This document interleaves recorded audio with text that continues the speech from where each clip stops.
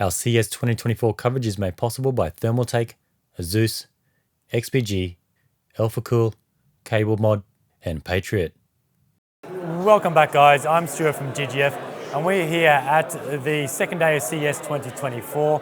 And of course, we are at the ASUS booth. As you can probably see, more of a suite than a booth because we're in this massive ballroom. Now, we have two videos to cover here for ASUS. We're going to talk about these two builds here. One of them is one which I did, which we'll talk about in a second. But this main one here is this brand new setup using the ASUS BTF. Now, the BTF stands for the back connections that are all on the back of the motherboard. So it's not just your 24-pin.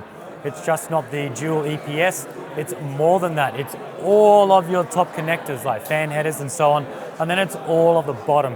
Unfortunately, for ASUS and for us on this video, they only have one of these boards. This is a Z790 Hero BTF. As I said earlier, the BTF means all the connections are on the back, but there's only one.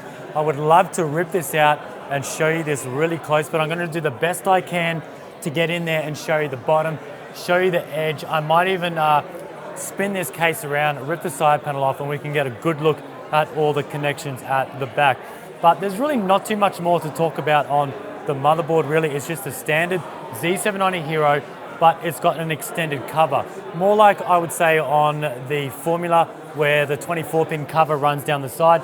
This one obviously just goes a little bit wider to cover that 24-pin, because with that back connector, you've got all of those solder joints now sticking at the front. So they're going to obviously want to put a nice cover to cover that up. Same for along the top. There's just a nice cover that goes along there, and same as the bottom. But yep, that's pretty much it for the board. Now you might be thinking this GPU, well, it's not plugged in. It's got no 12-volt high power, and this is a 4090. We may have seen these back connector cards that have been popped up around the net in the last few months, but they've been lower end cards. But this is actually a 4090 running the edge connector into the motherboard. Now, if I grab this card, once again, I'll always get some B-roll on this stuff. This is the edge connector. So basically it looks like another mini, kind of looks like I would say a 4x PCIe slot or connector that goes into the slot. Now, ASUS have confirmed to me that this can do up to 600 watts. Now that's crazy. When this was first coming out, we always knew there was going to be some limitations, and we weren't quite sure if it could only be on mid-tier cards, low-end cards. Could it do anything over 300? But they say this can do over 300 watts, up to 600. Now that's pretty crazy. Like, we have no connections here. The only downside now is with this connector plugging into the motherboard. Unfortunately, I can't pull this out, so I can't show you the little connector, but I'll get some really close-up shots. We do lose the ASUS quick disconnect, or the Q release that does the ejection for that PCIe 16x slot. The one where instead of needing to use the latch right where the slot is, you would simply push that button and you can pull out the GPU. Unfortunately, that is right where that edge connector has gone to power the GPU. So they've unfortunately had to remove that Q latch to allow for that room there. So that's the only bit of downside, but I think the advantages probably outweighs that area anyway. But yeah, that's pretty much it on the card. Apart from that, everything else is exactly the same. You can even see the backplate. I'm not sure if they are going to do a new backplate, because obviously there's still a cutout to where the connector was, but they do have this little cover that goes straight in there like that. I'm not sure if they're going to redo a whole new line of backplates just to remove this little indent for that connector. So they're probably just going to ship it with this nice little cover to clean it all up. Now, one last area I do want to cover, and you could probably call it the ROG ecosystem for their BTF, is the BTF Hyperion. Now, there's no information on the price and so on this chassis, but the whole case is exactly the same, but the only difference is for BTF, they need to have some additional ports on the motherboard. I wouldn't say ports, I'd more or less say cutouts, because you've got all those ports on the back of your motherboard.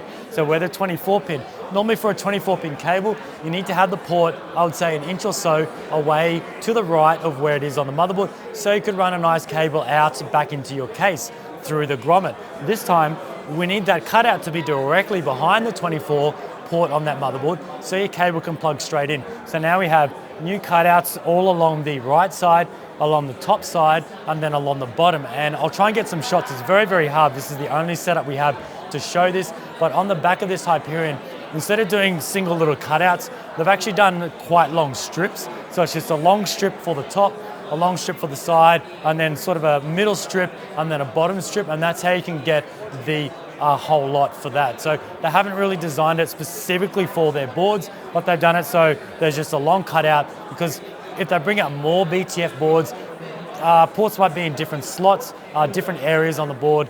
So there's no point just doing individual cutouts for each connector, each component, just doing long strips, and that'll make it much, much easier. Now this one here is a special build I did for ASUS, and the main thing we're covering on this one, I'll just move this side panel out of the way for you guys so you can see inside.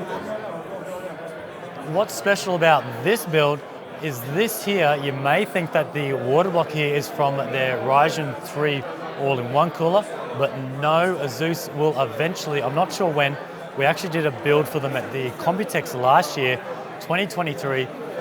This is a custom water block that is from the Ryzen 3, but you can incorporate into your loop. As you can see here, there are two standard G-quarter threads that come out.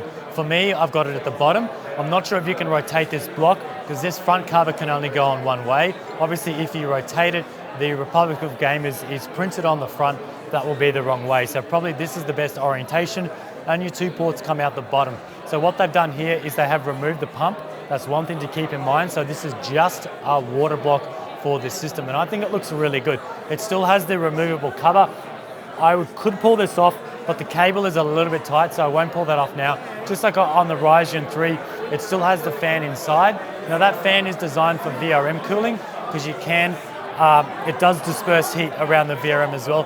Obviously with the Z790 formula, we don't need that extra VRM cooling because we have the VRMs done in the loop. So I'll talk a little bit more about this build.